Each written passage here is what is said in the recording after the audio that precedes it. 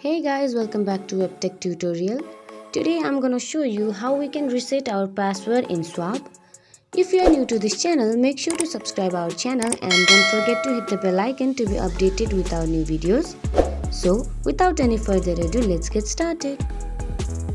Firstly, open the web browser and search Schwab. After that, click on Login.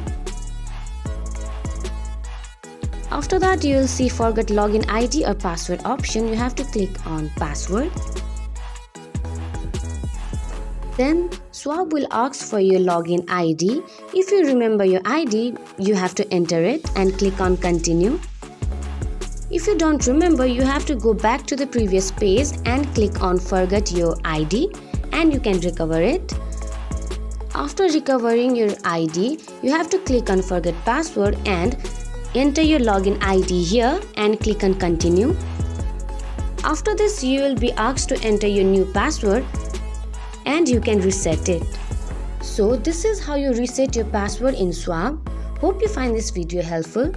If you find this video helpful, make sure to give us a big thumbs up and we'll see you in next video. Till then, have a good day. Bye bye.